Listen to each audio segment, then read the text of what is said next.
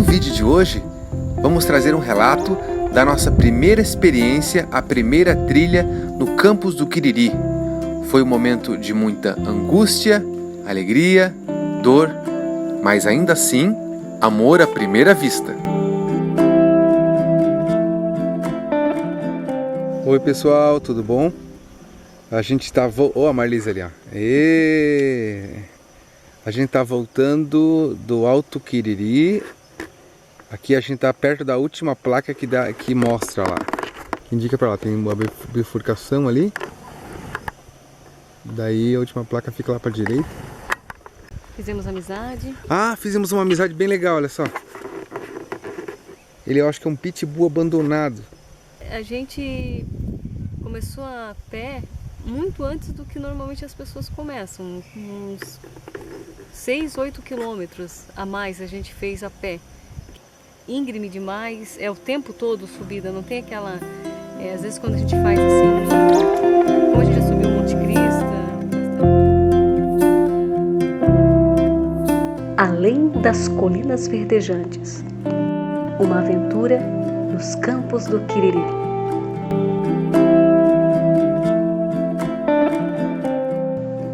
Há 6 anos, Marlise e eu tínhamos um desejo de passar o Natal e o Ano Novo em um lugar distante de tudo. Escolhemos a região conhecida como Campos do Quiriri, um complexo de montanhas belíssimas, com paisagem de tirar o fôlego e longe de tudo e todos.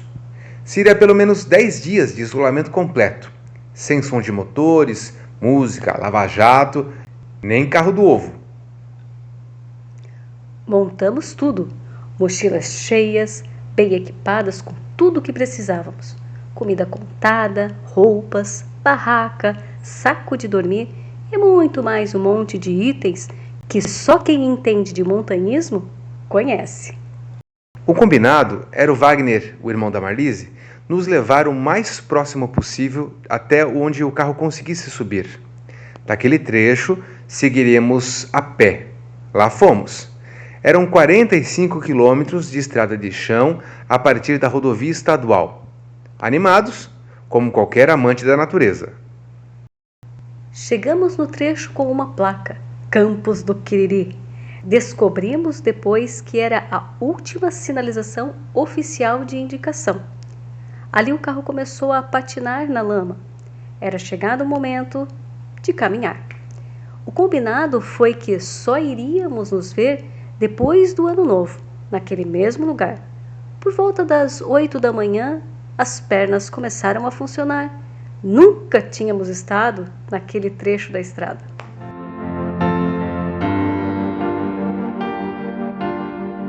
Tudo era novo, tudo lindo, puro silêncio. Sentíamos uma paz só reconhecida por nós mesmos. Era a paz da montanha. O peso da mochila já era sentido. Mas é o ônus dos praticantes de trekking. Sacrifício grande, recompensa maior ainda. O sol de dezembro sobre nossas cabeças não era nada parecido com aquele de Joinville, um calor úmido, sufocante. O clima no campus do Quiriri é seco. Mesmo com o sol a pino, o vento fresco ameniza o calorão. Nossa meta era acampar perto de um lago. Daí teríamos água para consumo e um local seguro. Não tínhamos ideia da distância para chegar lá, mas tínhamos vontade. Nas primeiras horas de caminhada pela estrada deserta, a subida já nos desgastava e os pontos de coleta de água para consumo demoravam a aparecer.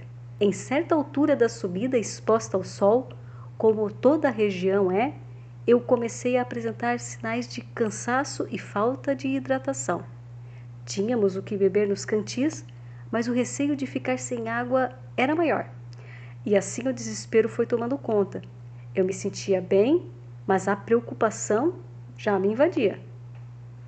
Sobe, sobe, sobe, sol, tempo passando e nada de achar água.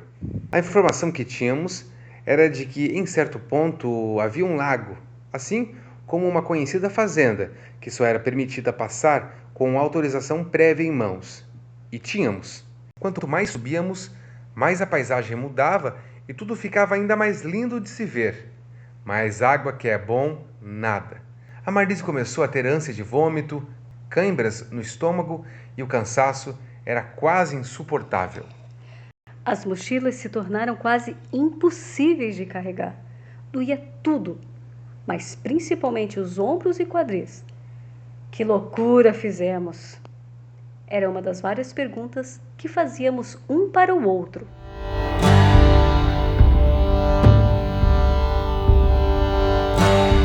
O percurso era feito de uma pequena serra com uma sequência de subidas quase intermináveis. As pernas ardiam, os ombros doíam e os quadris pareciam estar em carne viva.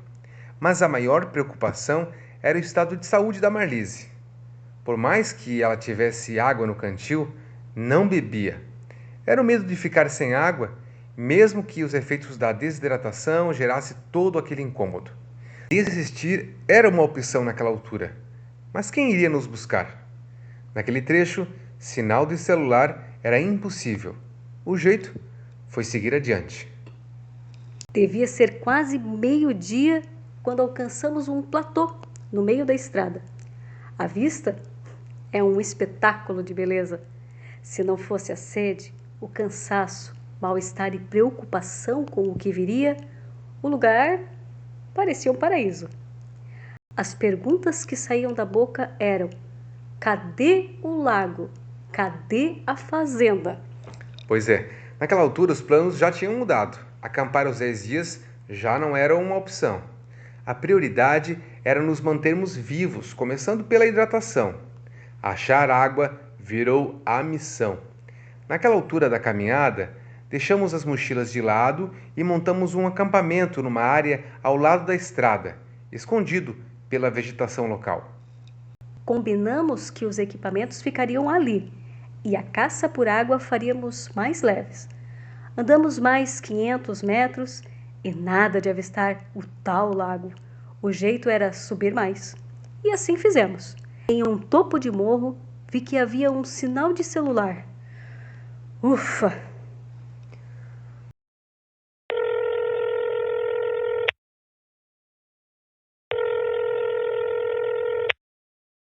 Alô, é da Jurapê? Eu tô aqui no Alto Quiriri. Você sabe onde que fica o lago? Eu tô aqui perto das antenas. É um pouco mais para frente. Mas quanto? É 1 quilômetro? Isso eu perguntava em meio a um vento forte, que chegava a atrapalhar o entendimento da minha fala por quem escutava. É por aí, mais para frente. A ligação encerrou e eu não vi muitas esperanças de encontrar água, muito menos o lago. Saímos da estrada principal ao avistarmos uma porteira à direita.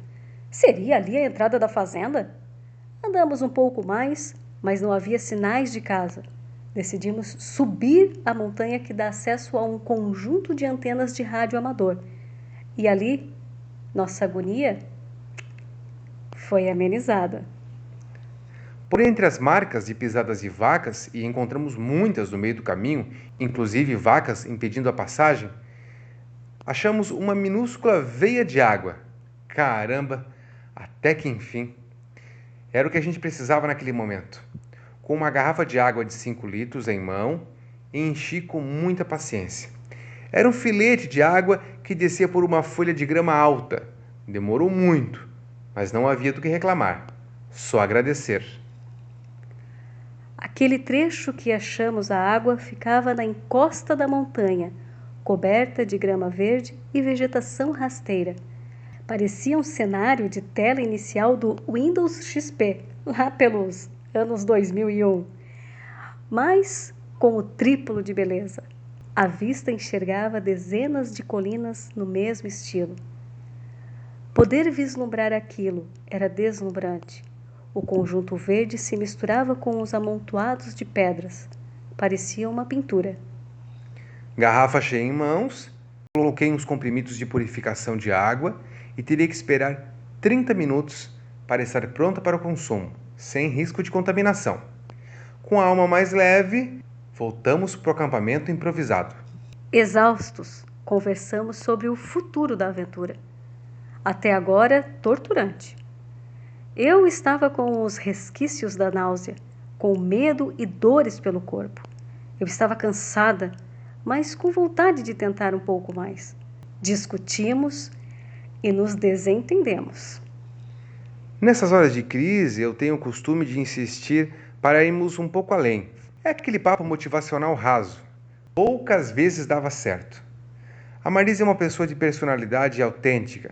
Se ela não quer algo, não vai fingir que quer. Se não consegue mais, se for um limite, não vai fingir que está bem. Aos poucos, depois de causar mágoas, eu fui entendendo o perfil dela. Às vezes, me pego lamentando nossas brigas por muitas insistências que, por vezes, aconteciam durante as nossas aventuras e estragavam o clima de descontração. Decidimos voltar naquele mesmo dia. Se ficássemos ali e as dificuldades continuassem, o resgate ficaria só para ali 10 dias. Mesmo com outra pessoa vindo nos buscar, as estradas até o ponto são confusas e a probabilidade de se perderem seria grande. Fizemos uma fogueira rústica e comemos algo. Esquentei um feijão em lata, o que me deixou com ainda mais sede. Que tolice foi aquilo! A ideia, então, era ligar para a casa dos pais da Marlise e avisar para que o Wagner viesse nos buscar. Daí começou outra luta.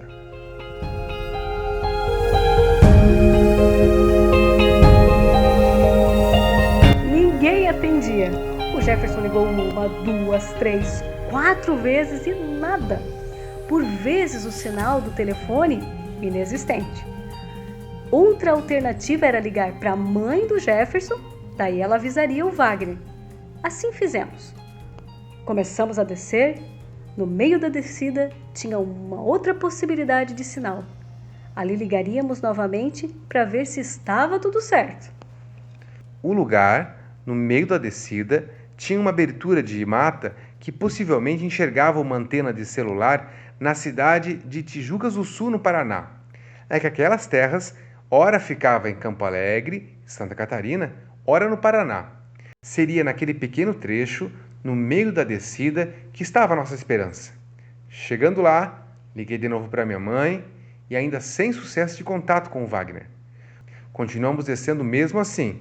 Quanto mais descíamos, mais a probabilidade do sinal de celular desaparecia. Enquanto fomos descendo, pudemos apreciar a vista belíssima que surgia a cada curva. O vento fresco, o cheiro de eucalipto deixam tudo menos sofrido, mais agradável. Nada se via além do horizonte verde de florestas e plantações. As cores de mato se alternavam entre o claro e o escuro, num degradê natural e irregular. Era lindo. A descida tinha um ângulo de 30 graus de inclinação. Se na subida pernas e panturrilhas eram cobrados, na descida os joelhos que eram postos à prova. E que prova! Nessas horas é que se percebe que subir pode ser mais fácil do que descer. O sol continuava forte, passava já das 2 da tarde. Tudo no corpo doía, joelho inchado, ombros, pernas doloridas, pernas moles. Às vezes parecia que o corpo se movia sozinho. E ainda tinha o coração. O coração doía. Sofria pela aventura frustrada, pelo erro no planejamento, pela mochila cheia demais. Mas tinha algo que nos mantinha em pé e vivos. Era uma força interna, sobrenatural, que nos fez continuar. Essa força nos inspirava em dizer que a gente voltaria para concluir a jornada e contemplar mais uma vez toda aquela beleza.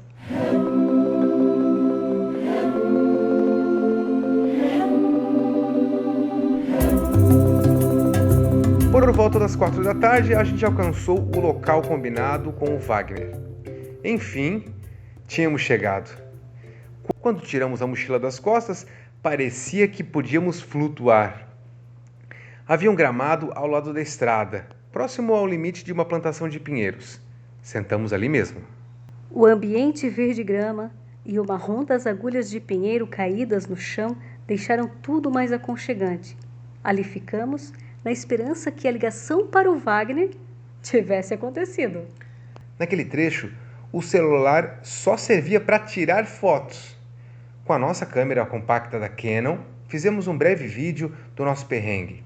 Um pouco antes, apareceu um cachorro com sinais de abandono, magro e carente. Demos um pouco de comida e logo ele se foi. O céu estava nublado, com sinais de chuva, e assim aconteceu. Improvisamos um abrigo com uma lona e um pedaço de corda. Era o que garantia de nos manter secos. O aguaceiro cessou, o clima entre nós estava agradável, descontraído e motivador. Já passava meia hora de espera e indecisão sobre o nosso resgate. Olhamos um para o outro e decidimos continuar andando. Aquele trecho de estrada era deserto, sem casas aparentes, nem bifurcações. Então, não havia possibilidade de desencontro. Nem tínhamos andado 1000 metros e já avistamos o nosso carro dirigido pelo Wagner. Uhul! Ufa!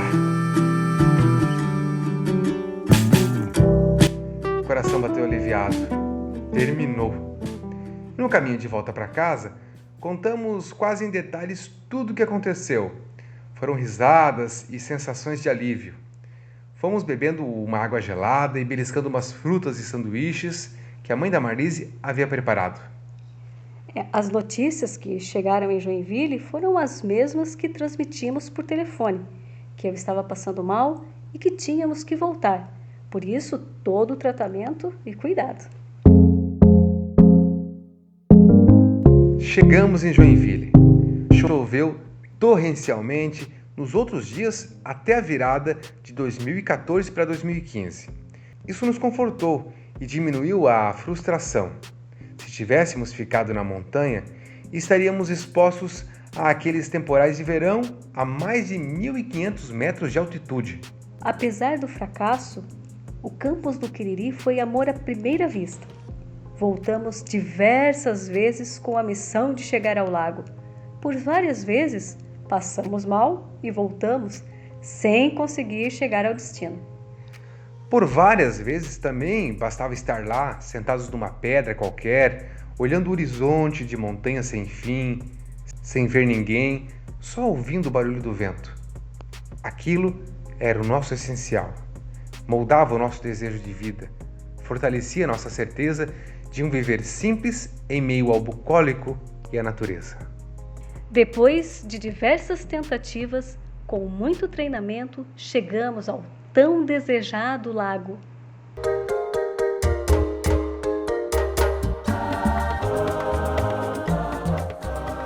Quando avistei, ainda de longe, chorei lágrimas de alegria, de vitória, de conquista. Era ainda mais lindo. A paisagem parecia um cenário de filme. O lago, as árvores, as montanhas, tudo dava para ser comparado a uma pintura de quadro.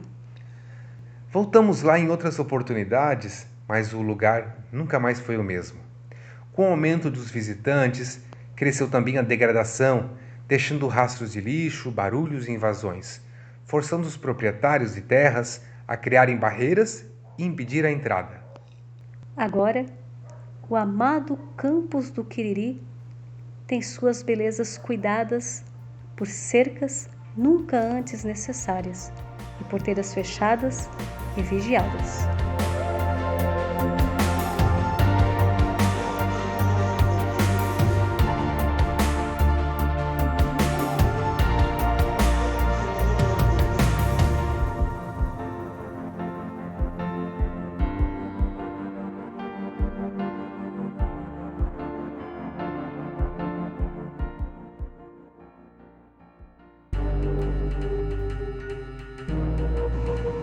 Após uma longa e exaustiva caminhada pela montanha, o casal se depara com a escassez de água, o que coloca em risco o futuro da aventura.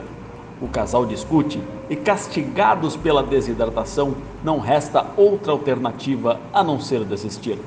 Com isso, Marlise e Jefferson mostraram que não têm o que é necessário para sobreviver largados e pelados.